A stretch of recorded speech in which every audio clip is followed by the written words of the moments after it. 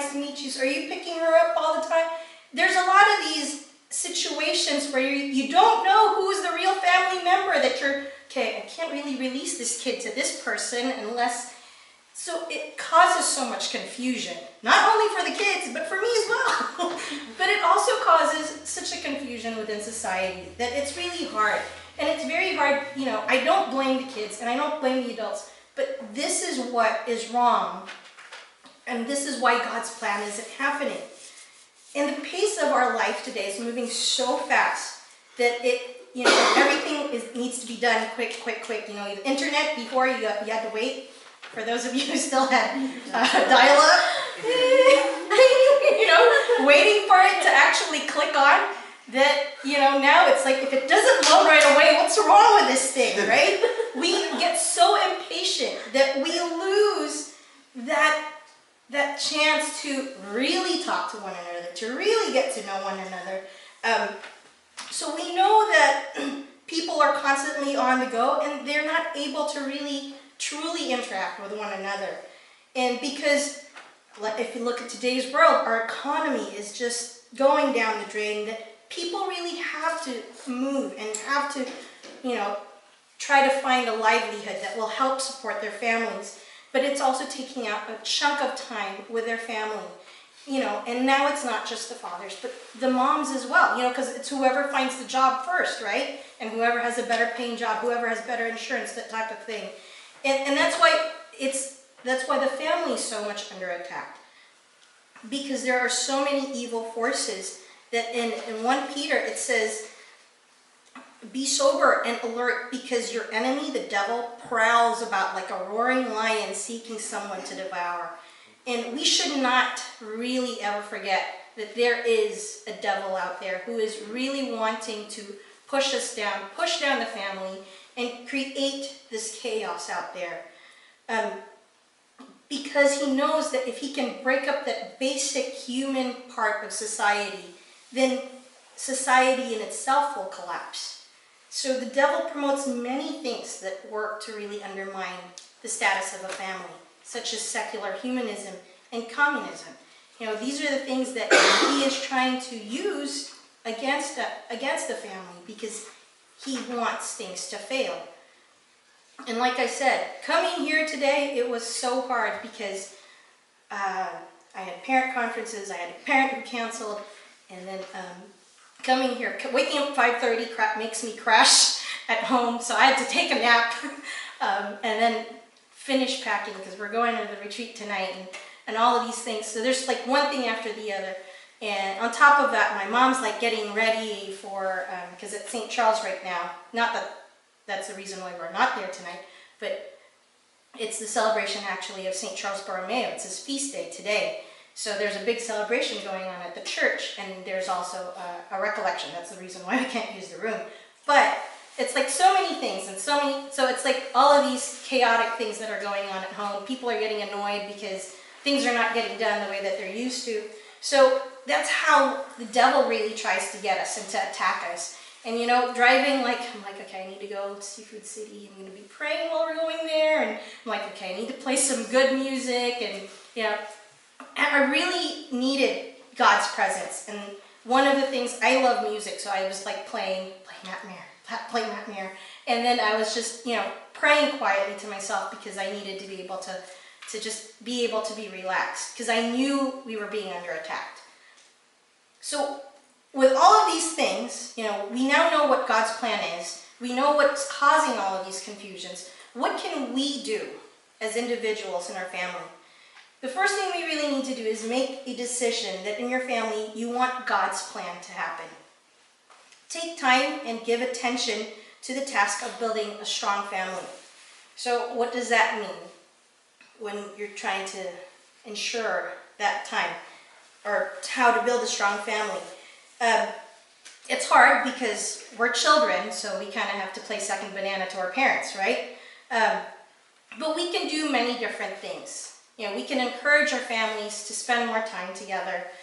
We can encourage them to just kind of hang out with one another.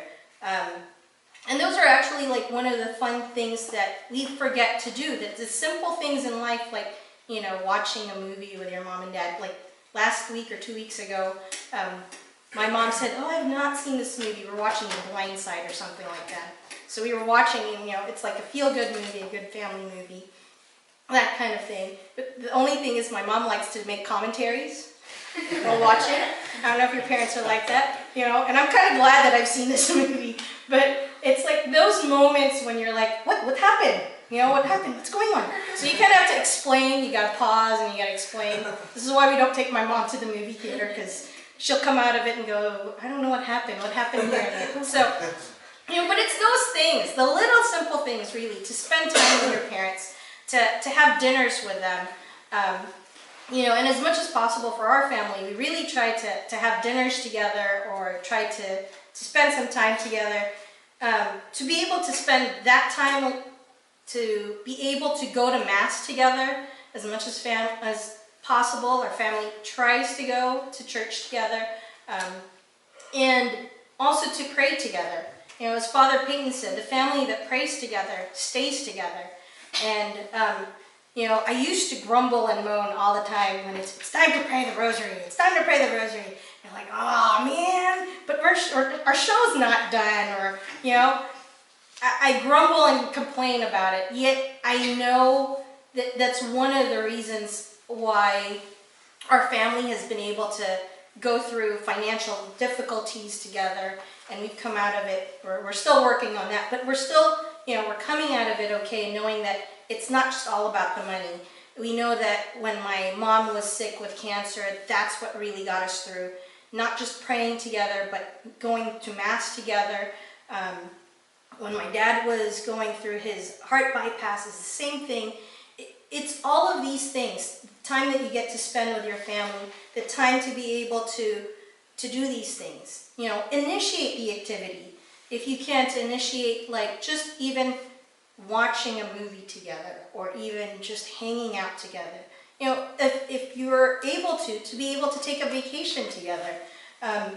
We always know that vacation time is fun, but when you're going with your family, it's stressful, because they want to do something, you want to do something.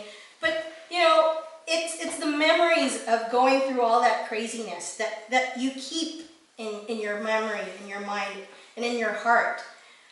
You know, when we were younger, my mom would always make, you know, Filipinos, baon. You need to bring all these food, and even though you're going to like a 2-hour drive down the Bay Area, you have like 10 million things of food in your car.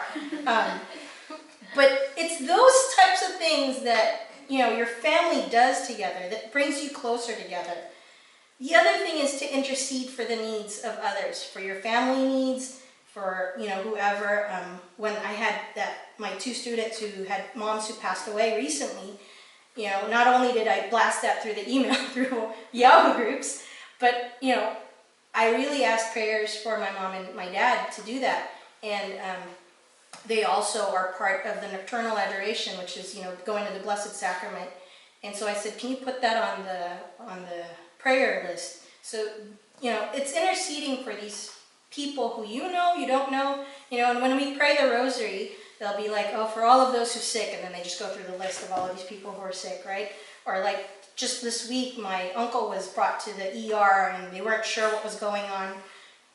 So it's these little things where you can do as a family to promote care and concern about others, you know, praying for healing for people who are sick. So for the brothers, you know, I'm going to address the brothers first. You should start to take the steps to assume that this responsibility is coming to you, you know, unless you want to stay single, which is also cool. Single blessedness. But to be able to assume the responsibility of being that spiritual headship, taking that spiritual headship for your future family, and trying to think of how you're going to be able to be the priest, the protector, and the provider for your family. So as brothers now, to look at your dad and try to help him build up that position in your own role, in your family, by helping him build up that duty. And being able to maybe, if he's not quite there yet, praying for him, interceding for him. For the sisters, we should also take note that like I told you at the beginning, my mom was the one who was, let's pray, let's go.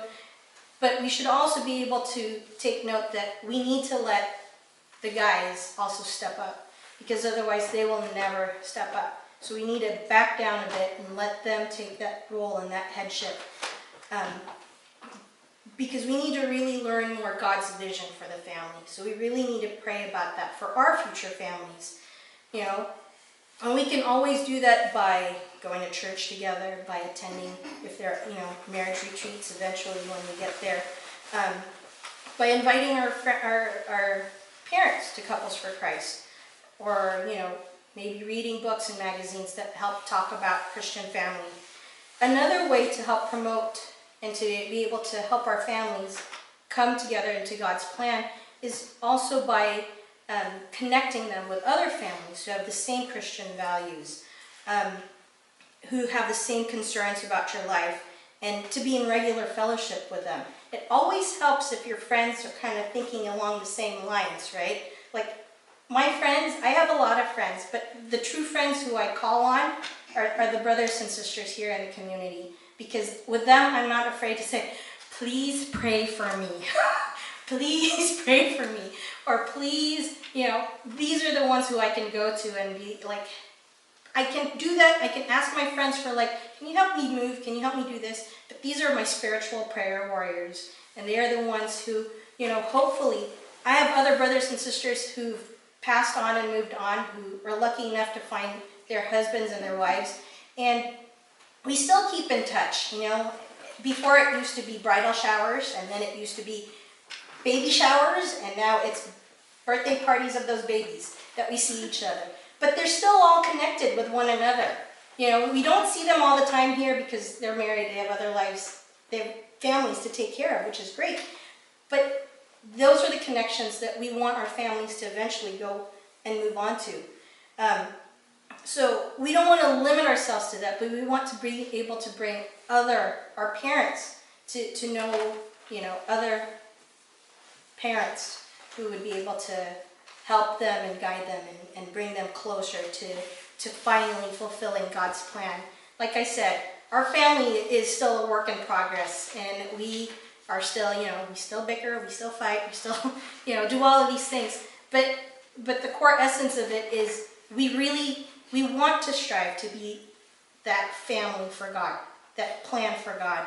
And it's not an easy task, brothers and sisters, but all I ask you is to really take that step and to really try to make that move in helping your family be that plan, to be part of God's plan for His family, to be able so that we can bring other families closer to Him, and we be able to, renew really the face of the earth with our community and be able to bring people closer to God. And with that, may God be praised.